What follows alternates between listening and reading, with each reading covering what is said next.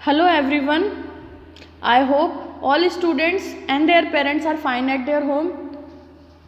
बच्चों, हम आपको ये बताना चाहते हैं कि जैसे कि हमारा जो लास्ट वीक गया 18 जनवरी से 23 जनवरी तक आपने प्रोजेक्ट एक्टिविटी के लिए हम लोगों ने आपके पास में जो है वीडियो भेजी और साथ में पीडीएफ में कुछ क्वेश्चंस भेजे जो कि आई होप आप सबने कर लिए होंगे।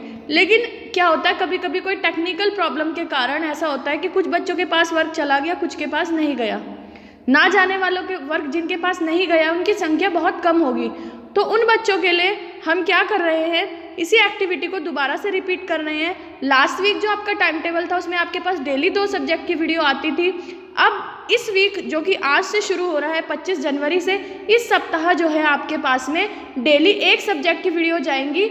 और ये वही वीडियोज़ हैं जो पहले गई थी, 2 बार में गई थी। जैसे इंग्लिश की वीडियो है वो 2 बार गई, हिंदी की 2 बार गई, हर सब्जेक्ट की 2-2 बार गई, वो एक साथ कंबाइन करके अब जा रही हैं। तो अगर किसी बच्चे का वर्क किसी टेक्निकल प्रॉब्लम के कारण या किसी और रीज़न से छूट गया था, वो इस प्रोजेक्ट एक्टिविटी में पार्टिसिपेट नहीं कर पाया था, तो उनके लिए एक सुनहरा अवसर है इस एक्टिविटी को दोबारा से करने का। आप सभी जो है इस एक्टिविटी में पार्टिसिपेट कीजिए, अपना वर्क कीजिए। जिन बच्चों ने नहीं करा है वो इन वीडियोस को वॉच करें, अपने पीडीएफ से क्वेश्चंस देखें और उनके आंसर प्रोजेक्ट कॉपी में नोट डाउन करें। जिन्होंने ये एक्टिविटी कर ली है वो अपनी प्रोजेक्ट एक्टिविटी एक बार फिर से टैली कर लें, अपना एक बारी जो है उसको मिलान कर लें अच्छे से। प्लस इस एक्टिविटी के साथ में हम आपके पास में भेज रहे हैं एक और एक्टिविटी। आप सबको पता है कि कल 26 जनवरी है, हमारा रिपब्लिक डे है, तो हर सब्जेक्ट के साथ एक एक्टिविटी लगा करके भी और दी जा रही है, हिंदी में अलग, इंग्लिश में अलग। और वो एक्टिविटी आपकी बहुत छोटी छोटी एक्टिविटी है जिन्हें आपको करने में बहुत मज़ा भी आएगा, आप इंजॉय भी करेंगे, आपको इंटरेस्टिंग भी लगेंगी।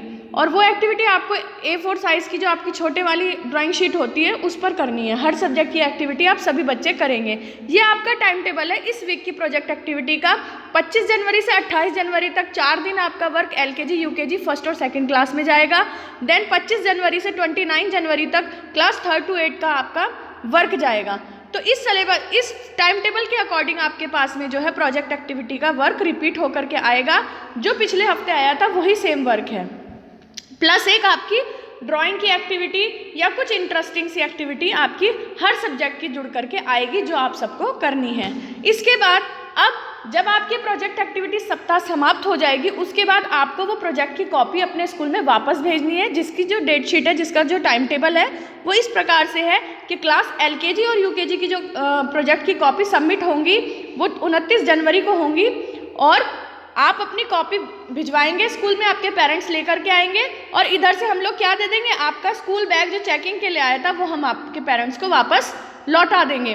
Then class 1st to 4th इनकी कॉपीज़ हमारे पास नेक्स्ट मंडे को 1 फरवरी को आएंगी और क्लास 5th to 8th की कॉपीज़ जो हैं 2 फरवरी को हमारे पास आएंगी। आपके पेरेंट्स उधर से प्रोजेक्ट एक्टिविटी की कॉपी लाएंगे और इधर से हम आपका स्कूल बैग उन्हें रिटर्न कर देंगे जो कि चेक हो चुका है, आपको वो मिल जाएगा। अब बात आती है आपके पोस्ट मिड टर्म एग्जाम की जो कि स्टार्ट होंगे 8 फरवरी 2021 से। और इसकी डेट शीट कुछ इस तरह से है। 8 फरवरी को क्लास LKG UKG में मैथ्स का पेपर होगा, 1st और 2nd में भी मैथ्स का पेपर है, 3rd to 8th में भी मैथ्स का, यानी 8 फरवरी को सबका मैथ्स का एग्जाम होगा।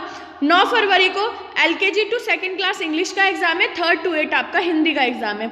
10 फरवरी को LKG to 2nd आपका हिंदी का एग्जाम है, 3rd to 8 आपका इंग्लिश का एग्जाम है। 11 फरवरी को LKG UKG में ड्राइंग है, 1st 2nd में GK है और 3rd to 8 में साइंस है।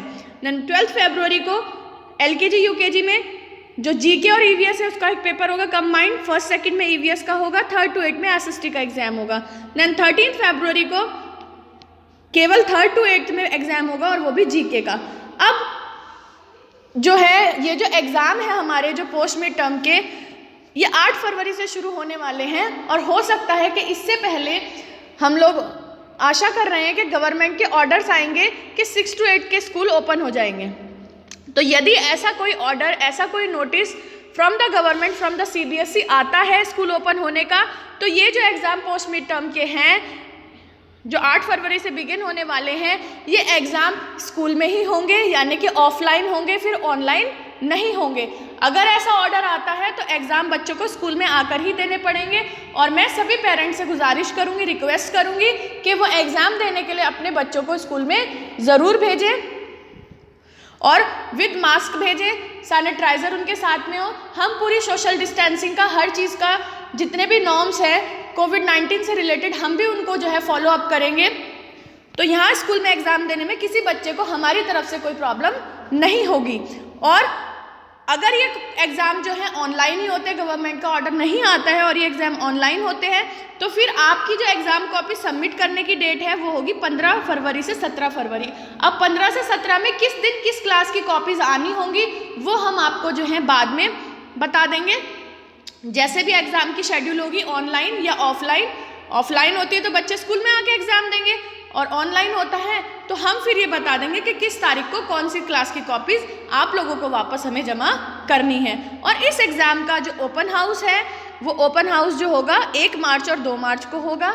इसका भी शेड्यूल हम प्रॉपर वे में बता देंगे कि 1 मार्च को किस क्लास से किस क्लास तक का ओपन हाउस है और 2 को कौन सी क्लास से कौन सी क्लास तक का है।